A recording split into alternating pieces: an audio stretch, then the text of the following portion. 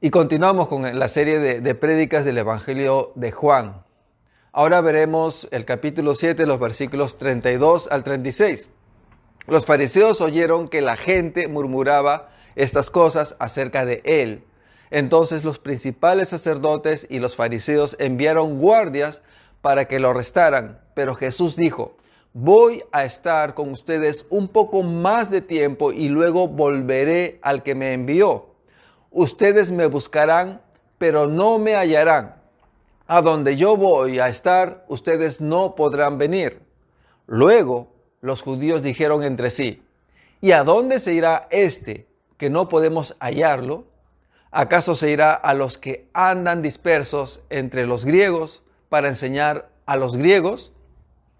¿Qué significa esto de que me buscarán, pero no me hallarán? ¿Y de qué?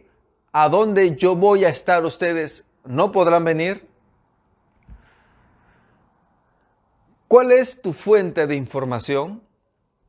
En Juan 7, el versículo 32 dice que los fariseos oyeron que la gente murmuraba estas cosas acerca de él. La gente hablaba, comentaba y manejaba criterios acerca de una información recibida acerca de Jesús. Una información es un dato que te da a conocer acerca de algo o de alguien. Pero ¿qué pasa cuando la información que te dan acerca de alguien es falsa? En muchas ocasiones pude ver cómo es que presentan información falsa como si fuera verdadera, usando diferentes técnicas, como el tono de voz o seleccionar convenientemente la información para que parezca tener sentido, o mezclar esa información falsa con verdadera, para que parezca que toda la información es verdadera, entre otras formas. La información falsa es una herramienta muy poderosa para usar y manipular a las personas. Por ejemplo, cada vez que hay elecciones políticas, todos los candidatos usan de esta información falsa para manipular los votos y mucha gente cae en esta trampa. Una información falsa acerca de un conocido con quien no tienes ningún trato, ningún negocio o amistad, no pasará de ser algo que te llame la atención al escucharlo. Esta información no tendrá importancia, así como ningún efecto sobre ti, pero ¿qué pasa cuando recibes una información falsa de tus padres y en relación contigo? Por ejemplo, en tu adolescencia, luego de haber pasado un muy mal rato con ellos, te vas al parque que está al frente de tu casa pensando al respecto. Entre estos pensamientos están el que no te comprenden y no te quieren, y en ese momento llega tu tía, hermana de tu mamá, a quien nunca le gustó que se casara con tu papá, y te dice: ¿sabías que ellos no son tus verdaderos padres? En esos momentos le creerías y pensarás: debe ser por eso que no me quieren. Esta información falsa, bajo ese contexto preciso, afectará gravemente la relación de esta persona con sus padres, causando mucho daño. A lo que me refiero es a que hay información falsa que son como una broma, que no pasan de llamar la atención y de repente su falsedad es tan evidente que resulta ser una especie de chiste. Pero hay información falsa que puede causar dolor, mucho daño, como el de afectar la relación entre seres queridos, dañar la reputación de alguien, destruir la vida de una persona o aún destruir la vida eterna de una persona. ¿Qué podría ser peor que esto? En el relato de Juan, el capítulo 7, los versículos 32 al 36, vemos cómo es que al basarse en una información equivocada, llevó a que los fariseos y sacerdotes rechacen la verdad, de tal manera que enviaron a guardias para arrestar a Jesús. Ellos oyeron que la gente discutía respecto a si Jesús era el Salvador que Dios había prometido. La gente que pensaba que no era el Salvador había juzgado según las apariencias. En otras palabras, se basaron en datos equivocados acerca de Jesús. Y aquellos que le reconocían como el Salvador tomaban en cuenta los hechos verdaderos, los que Jesús realizaba para concluir que Él sí debía ser el Salvador. Pero, ¿por qué es que estos fariseos y sacerdotes mandaron arrestar a Jesús? Si se supone que ellos debían conocer mejor la Biblia y de esta manera ser quienes deberían tener un mejor criterio para darse cuenta de que Jesús es el Salvador prometido. El problema es que estaban más abocados a sus tradiciones que a la palabra de Dios. Tenían otros escritos hechos por ellos que discutían, interpretaban y enseñaban las leyes, llamado el Talmud, al que le daban excesiva importancia. Jesús dijo de estos fariseos que ellos son ciegos que guían a otros ciegos. Esto dice en Mateo 15:14. Esas tradiciones eran principalmente un conjunto de normas creadas por hombres y no por Dios. Ellos seguían al pie de la letra estas normas y exigían a otros a seguirla, al grado que pensaban que quien quebrantaba esas normas merecía la muerte. Es así como para ellos Jesús merecía morir por haber sanado a un enfermo en el día de reposo. Ellos mandaron a arrestar a Jesús porque pensaban que no era el Salvador, porque actuaba en contra de esas normas que estos amaban tanto y porque estaba causando alboroto en la gente, dentro de la cual muchos estaban comenzando a inclinarse por Jesús. Lleva a pensar que no querían a alguien como rival, compitiendo contra el poder que estos tenían sobre la gente por medio de estas normas. Una vez más, estos versículos nos llevan a recordar lo anunciado en Juan 1:10-12, donde dice: vino al mismo mundo que él había creado, pero el mundo no lo reconoció. Vino a los de su propio pueblo y hasta ellos lo rechazaron. Pero a todos los que creyeron en él y lo recibieron, les dio el derecho de llegar a ser hijos de Dios. Nosotros somos pecadores. Y los fariseos y sacerdotes, así como la gente que discutía, nos representa en esta historia. Muchas veces nos dejamos llevar por información falsa, a pesar de tener la información verdadera a nuestro alcance, que es la Biblia. Nunca ha estado al alcance para todos como lo está hoy. Existen muchas aplicaciones gratuitas, por ejemplo, de Biblias en diferentes versiones. Y hasta tienen formato de audio que lee la Biblia. No tienes que ir a quedarte en un solo lugar para poder leer la Biblia, como en una biblioteca. No tienes que esforzar la vista, solo escucharla. Ni siquiera necesitas saber leer. Qué diferente a aquellas épocas en las que se hacían las copias a mano. Y era muy difícil poder tener tan solo una parte de la Biblia copiada a mano, donde a pocas personas se les enseñaba a leer. Pero a pesar de las grandes facilidades que hoy tenemos, muchos no van a esta fuente confiable para conocer a Dios.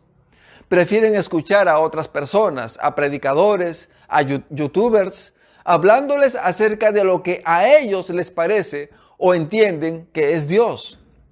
Y muchos de estos hablan de escritos falsos como si estos fueran confiables, al igual que la Biblia, cuando no lo son.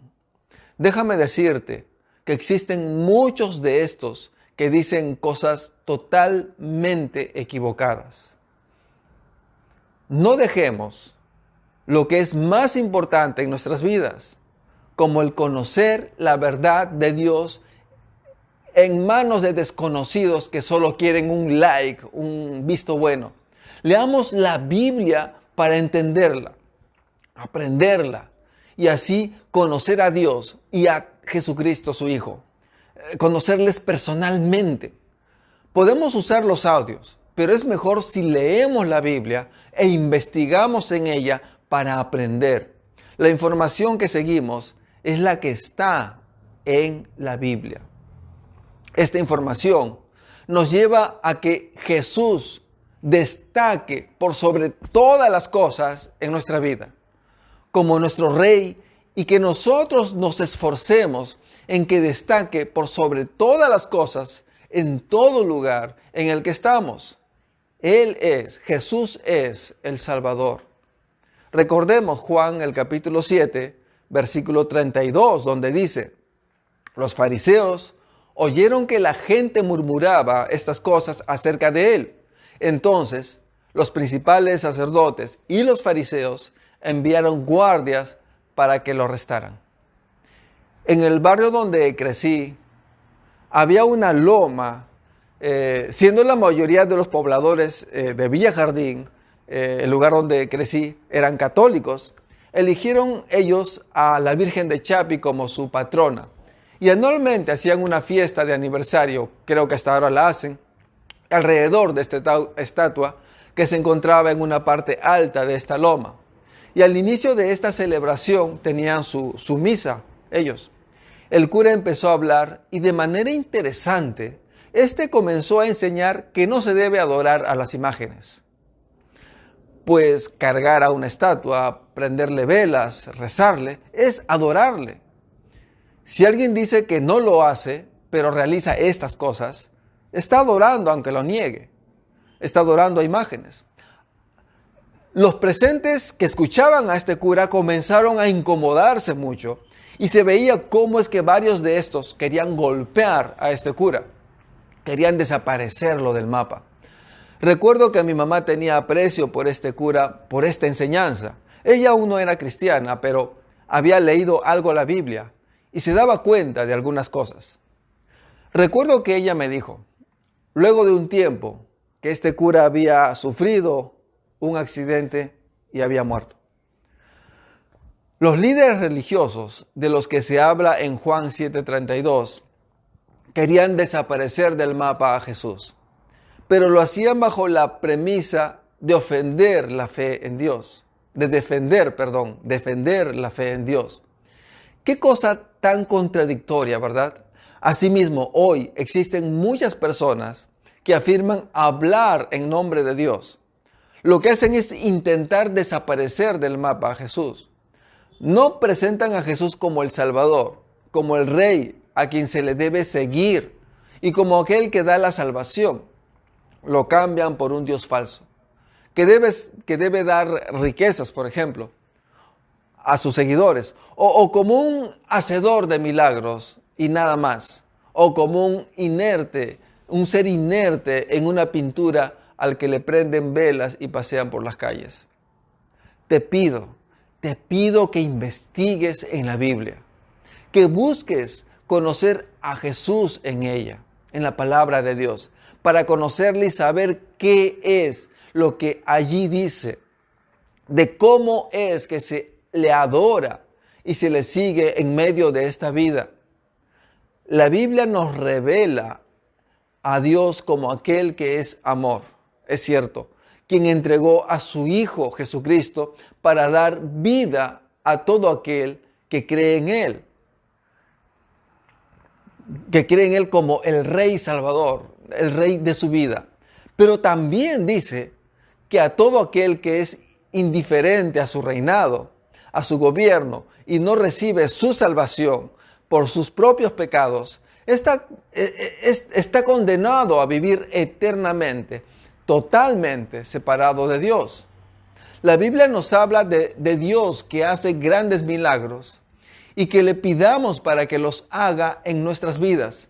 Pero también nos enseña que aquel que entregó su vida, aquella persona que entregó su vida a Cristo siendo salvo, pasará por aflicciones, por vivir en medio de un mundo que no sigue a Dios ni que le teme. Toma en cuenta que cuando Jesús habitó entre nosotros por hacer lo bueno, como sanar a enfermos, le perseguían para matarle. Otros se le acercaban haciéndole preguntas tramposas para buscar acusarle. No lo lograron. Toma en cuenta que las cosas para Jesús no fueron fáciles. Tampoco lo fueron para sus discípulos, para los 12. Tuvieron grandes bendiciones, pero pasaron por momentos extraordinarios de grandes bendiciones, milagros maravillosos, pero también fue probada su fe constantemente.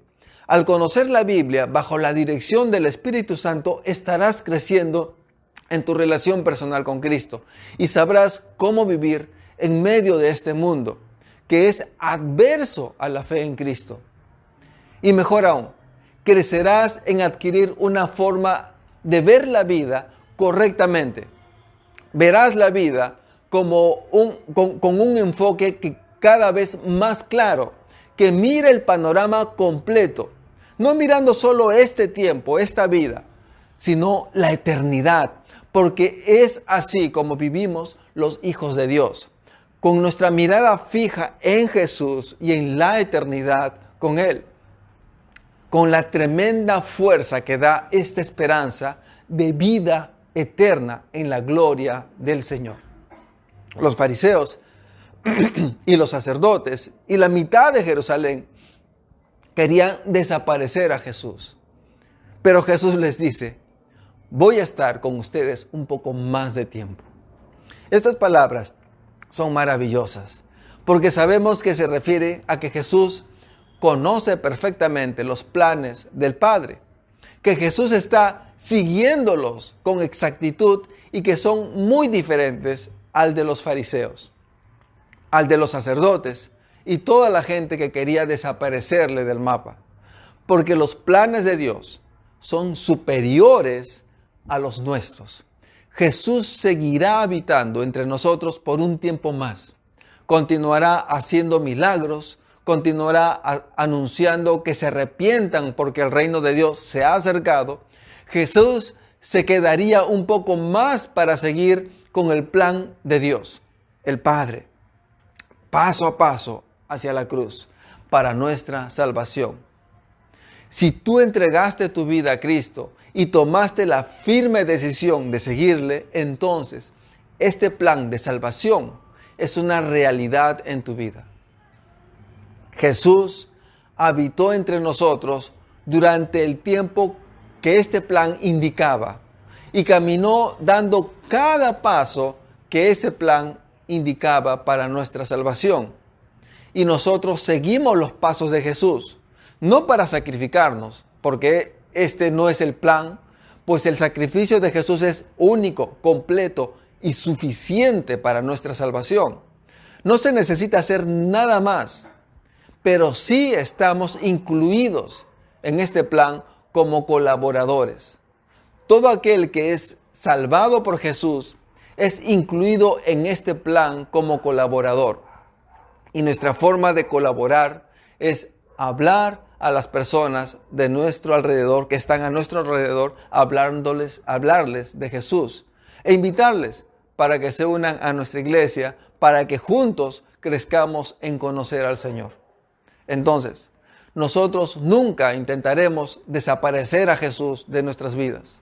En lugar de ello, nos entregamos a Él para que brille en nuestras vidas y en nuestra comunidad, en nuestra sociedad, en el trabajo, en los estudios. No dejaremos que desaparezcan a Jesús del mapa, sino que nosotros, hablando de Él y dando testimonio de su obra en nuestras vidas, nos esforzaremos para que brille en medio de la sociedad en la que estamos. Somos letreros vivos que anuncian a Jesús, que Jesús es el Rey de Reyes, el Salvador eterno. En Juan 7 están los líderes que querían arrestar y matar a Jesús. Los pobladores que pensaban que tal vez era un engañador. Y otro grupo, el de las personas que pensaban que Él podría ser el Salvador, porque lo es. Para esta gente, Jesús debía ser el nuevo rey de Israel. Ese nuevo rey que les libere de Roma y de la injusticia. Ese nuevo gobernante que haría regresar a aquellos tiempos gloriosos de cuando gobernó el rey David. Pero Jesús dice en el versículo 34, ustedes me buscarán, pero no me hallarán.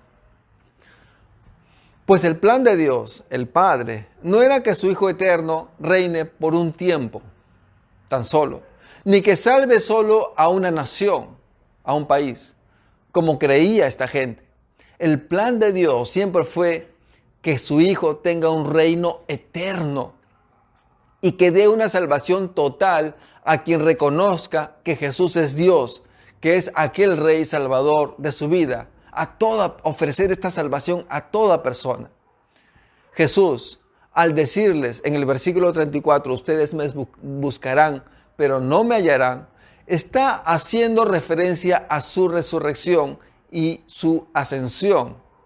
Estos eventos corresponden a la etapa final de este plan para nuestra salvación que Jesús estaba siguiendo, ascendiendo para estar con Dios el Padre, regresando a su gloria eterna como Hijo eterno. Es por esto que Jesús dice en el versículo 33, voy a estar con ustedes un poco más de tiempo y luego volveré al que me envió. Ustedes me buscarán, pero no me hallarán. A donde yo voy a estar, ustedes no podrán ir. En Romanos 4:25 se nos habla de la importancia esencial de la resurrección de Cristo para nuestra salvación. Dice en el versículo 25, el cual fue entregado por nuestros pecados y resucitó para nuestra justificación.